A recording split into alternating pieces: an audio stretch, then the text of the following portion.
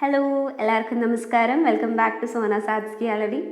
അപ്പോൾ ഇന്ന് അധികം ഇൻട്രൊഡക്ഷൻ ഇല്ല, നമുക്ക് നേരെ വീഡിയോയിലേക്ക് പോവാം കേട്ടോ. എന്താ ചെയ്യുന്നത് നോക്കാം. അപ്പോൾ ഒരു 5 മിനിറ്റ് കൊണ്ട് എങ്ങനെ ഒരു വെറൈറ്റി ബോട്ടിൽ ക്രാഫ്റ്റ് ചെയ്യാൻ നമുക്ക് നോക്കാം. അതിന് വേണ്ടിയിട്ട് ഞാൻ ഇപ്പോൾ ഒരു ബോട്ടിൽ എടുത്തിട്ടുണ്ട്. അതിനകത്ത് ഫുള്ള് സ്റ്റിക്കേഴ്സും റൈറ്റിങ്സും കാര്യങ്ങളും ഒക്കെ ഉണ്ട്. എല്ലാ ബോട്ടിൽ എടുത്താലും ഉണ്ട്. പക്ഷേ ഈ ബോട്ടിൽ നല്ല രീതിയിൽ തന്നെ സ്റ്റിക്കർ ഉണ്ട്, വലിയൊരു സ്റ്റിക്കർ തന്നെയുണ്ട്.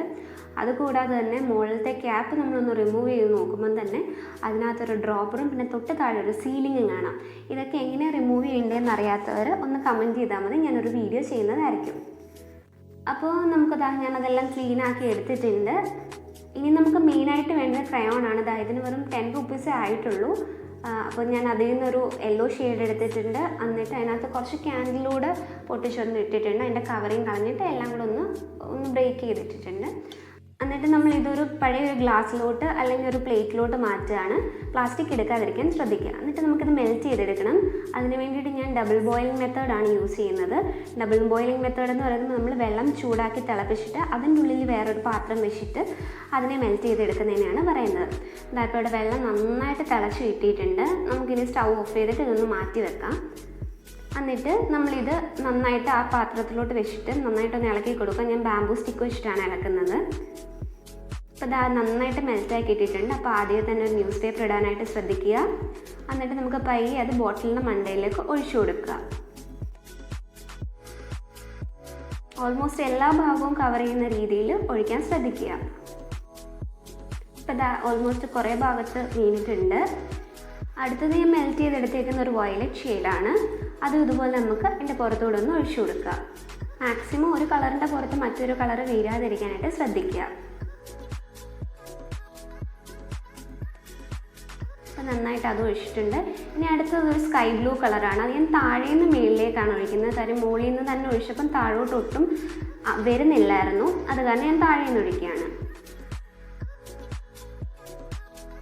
ഇനി ഞാൻ നെക്സ്റ്റ് കളർ എടുത്തേക്കുന്നത് ഗ്രീനാണ്. അതും താഴെ നിന്ന് തന്നെയാണ് ഞാൻ ഒഴിച്ചു കൊടുക്കുന്നത്. പിന്നെ ബാക്കി എല്ലായിടത്തും സ്പേസ് ഉള്ളിടത്തെല്ലാം നന്നായിട്ടങ്ങ് ഫില്ല് ചെയ്ത് കൊടുക്കുകയാണ്, ഗ്യാപ്പ് ഉള്ളിടത്തൊക്കെ. ഞാൻ റെഡും കൂടി ഒഴിച്ചിരുന്നു.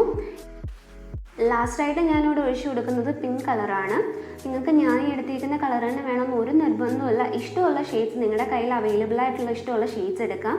പിന്നെ ഇത്രയും എമൗണ്ട് ക്രയോൺസ് എടുക്കാനില്ലാത്തവർ ക്യാൻഡിൽ മെൽറ്റ് ചെയ്തിട്ട് അതിൻ്റെ ഉള്ളിൽ ചെറിയൊരു പീസ് ക്രയോൺസ് ഇട്ടിട്ട് നന്നായിട്ട് മിക്സ് ചെയ്താൽ മതി. സെയിം എഫക്റ്റ് തന്നെയായിരിക്കും കിട്ടുന്നത്.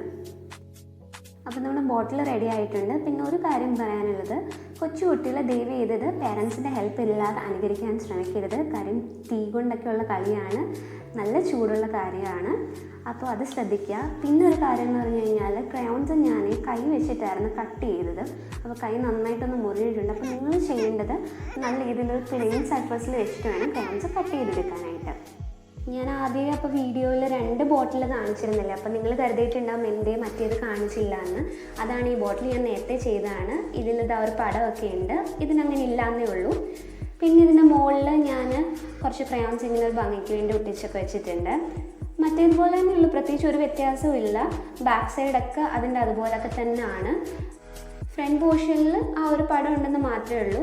അപ്പോൾ നിങ്ങളിങ്ങനെ പടം വെച്ചിട്ട് ചെയ്യുകയാണെന്നുണ്ടെങ്കിൽ ആ ക്രയോൺസ് മെൽറ്റ് ചെയ്ത് ഒഴിക്കുന്നത് ആ പടത്തിൻ്റെ അവിടെ നിന്ന് താഴേക്ക് ഒഴിക്കാനായിട്ട് ശ്രദ്ധിക്കുക. ആ ഡ്രോയിങ്ങിൽ വീഴാതിരിക്കാനായിട്ട് ശ്രദ്ധിക്കുക.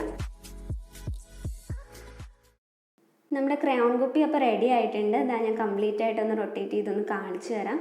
ഞാൻ പിന്നെ ഇതിൻ്റെ ഉള്ളിൽ ഒരു ലൈറ്റും കൂടെ വെച്ചിട്ടുണ്ട്, എന്ന് കാണിക്കാമേ. ലൈറ്റ് വെച്ചപ്പോൾ നല്ല രസമായിട്ടുണ്ട്. നിങ്ങൾക്ക് ഇതില്ലാതെ വേണമെങ്കിലും വെക്കാം, അല്ലാതെ തന്നെ കാണാൻ രസമാണ്. ലൈറ്റ് ഒന്ന് ഓഫ് ചെയ്തിട്ട് കാണിച്ചു തരാം. ലൈറ്റ് കൂടെ ഓഫ് ചെയ്തപ്പോൾ നല്ല ഭംഗിയായിട്ടുണ്ട്. അപ്പോൾ ഇതെല്ലാവരും തീർച്ചയായിട്ടും ചെയ്യുക. ഒരു 5 മിനിറ്റ് നമുക്ക് ഇതിന് എടുക്കുകയുള്ളൂ. അപ്പോൾ എല്ലാവരും കമൻറ്റ്സ് അറിയിക്കുക. Thank you so much.